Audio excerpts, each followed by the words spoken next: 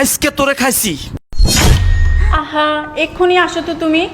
এখন আমার বাসায় কেউ নেই, এখন আমরা কাজটা করে ফেলতে পারবো। হ্যাঁ, আরে না, আমার হাজবেন্ডেও নেই, বুঝছো? হ্যাঁ, এক্ষুনি তুমি চলে আসো, আমরা বসে কাজটা সেরে নেব। কি বলো তুমি? তোমার সময় হলে আসবা? আরে এখন আমার সময়, কেন বুঝতেছো না? আমার হাজবেন্ড এক্ষুনি বাসায় নেই, এখনই তো সুযোগ, তুমি বুঝো না কেন? ওটাই তো বলতেছি, তুমি চলে আসো। হ্যাঁ, আসলে আমরা কাজটা করে ফেলবো। আচ্ছা, তাড়াতাড়ি আসো। আরে আবার কি হলো বলো তো? দেখো, আর কথা বাড়িও না। আমি বলতেছি যে তুমি এক্ষুনি আসো, মানে তুমি এক্ষুনি আসবে, ব্যাস। নাগরকে ডাকস তাই না? সমস্যা নাই। তুই এতক্ষণ কইছিলি কার কাছে গিয়ে সময় কাটাইছস, সব কিছু আজকে তোর বের করব। এই লাঠির বাড়ি দিয়ে আজকে তোর সকল কুকীর্তি আমি বার করব। তুই কি মনে করছস প্রেম করে বিয়ে করছি বলে আমি পয়সা গেছি? অন্য ছেলেরে বাসা নিয়ে আইবি না?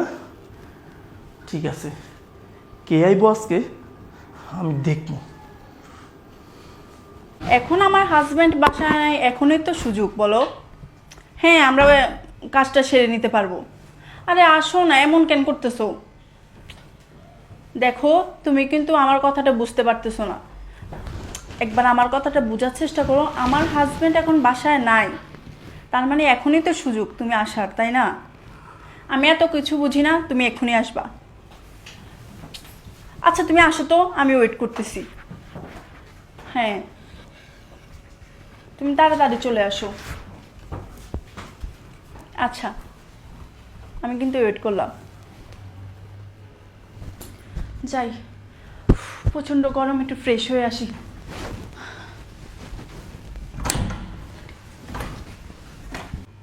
আচ্ছা, একটু পর নাগর চলে আসবে তাই না?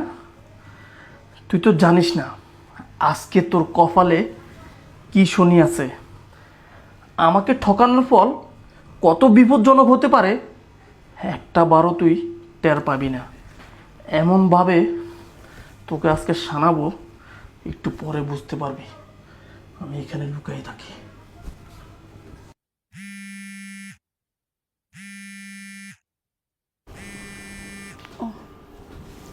হ্যালো, ও তুমি চলে আসছো নিচে?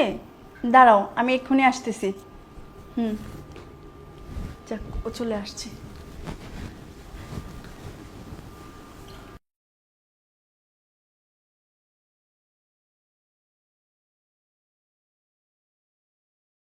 আসো, বসো। আচ্ছা এবার বলো, কেন এত তাড়াহুড়া করে আমাকে ডাকলে? আরে ডাকছি এই কারণেই, কারণ আমার বাসা আজকে পুরো ফাঁকা। এমনকি আমার হাজবেন্ডও বাসা নেই, তাই তো ডাকলাম তোমাকে কথাটা বলার জন্য। বিষয়টা বুঝলাম না। আজকে তোমার বাসা ফাঁকা, বাসায় তোমার হাজবেন্ড নাই, আবার তুমি আমাকে তোমার বেডরুমে নিয়ে আসছো, কি এমন কথা? হ্যাঁ, আরে বেডরুমে নিয়ে আসছি, বুঝোই তো, বাইরে যদি কেউ দেখে ফেলে তাহলে অনেক বড় সমস্যা হয়ে যাবে, তো তাই। তাই বলে বেডরুমে নিয়ে আসছো? এটা তো, আচ্ছা কি বলবে বলো। আসলে কথাটা যে কিভাবে বলি বুঝতেছি না। আসলে কোনো সমস্যা নাই, তোমার যেটা বলার তুমি সেটাই বলো, কোনো সমস্যা নাই। তাও তুমি যদি কিছু মনে করো। আরে আমি কি মনে করবো, বোকা নাকি? বলো তুমি। আচ্ছা শোনো না, বলতেছি তো, আমার না অনেক ভয় হচ্ছে। আরে বোকা কিসের ভয়, আমি তো তোমার কাছেই আছি, বলো, কোনো সমস্যা নাই। আসলে কথাটা বললে যদি তুমি আমাদের সম্পর্কটা নষ্ট করে ফেলো। আমাদের সম্পর্ক নষ্ট হবে না, বললাম তো, বলো। তুমি তো জানোই আমার বিয়ে হয়েছে 2 বছর, এখন পর্যন্ত একটা সন্তান নিতে পারিনি। বুঝলাম না বিষয়টা। আচ্ছা তুমি কি বলতে চাও আমাকে একটু খুলে বলবে? তোমার বিয়ে হয়েছে 2 বছর, বাচ্চা হচ্ছে না, আমাকে একটু বলো তো কি সমস্যা। তুই আমাকে তোর ভাইয়ের মতো জানিস, আর আমি তো তোকে আমার বোনের মতোই জানি। এই জন্যই তো তোর ফোন পাওয়ার সাথে সাথে সব কাজ ফেলে রেখে চলে আসছি। আচ্ছা এখন কি হয়েছে বল আমাকে, আমি কাউকে কিচ্ছু বলবো না, কথা দিলাম। আসলে কিভাবে যে বলবো, তোকে তো বলাই হয়নি। আমার হাজবেন্ডের গত 6 মাস ধরে কোনো কাজ নেই, কোনো চাকরি নেই। কিভাবে যে এই সংসারটা চলতেছে আমি নিজেই শুধু জানি।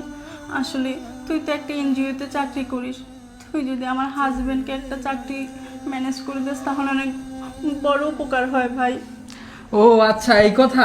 দুর্বোকা, এটা তো তুই আমাকে ফোনে বললেই হতো। তোর হাজবেন্ডের 6 মাস যাবত চাকরি নাই, তুই এটা আমাকে আগে বলবি না? তাহলে তো আমি তোর হাজবেন্ডের জন্য একটা চাকরির ব্যবস্থা করে দিতাম। আর এটা কোনো কথা হলো বল? আমি তো তোকে আমার ছোট বোনের মতো দেখি, আর তুইও আমাকে ভাইয়ের মতো জানিস।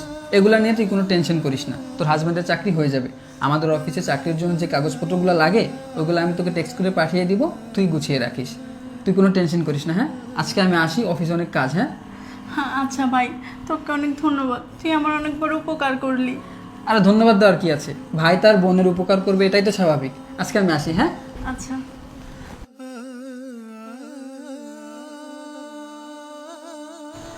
আরে তুমি তুমি এতক্ষণ কই ছিলা? আর তোমার হাতে লাঠি কেন? আমার হাতে লাঠি, আমি এই লাঠি দিয়ে তোমাকে মারবো বলে লাঠিটা নিয়েছি। কি? তুমি আমাকে মারার জন্য লাঠি নিয়েছো? কিন্তু কেন? আমি তোমাকে মারার জন্যই লাঠিটা নিয়েছি। আমি আমি ভাবছি আজকে তোমাকে মেরেই ফেলবো। আমি আমি বাইরে থেকে আসার সময় একটা লোক আমাকে বলে তুমি নাকি কোন ছেলের সাথে দেখা করতে গেছো। আর সেই কথাগুলো শুনে আমি তোমাকে অনেক সন্দেহ করি।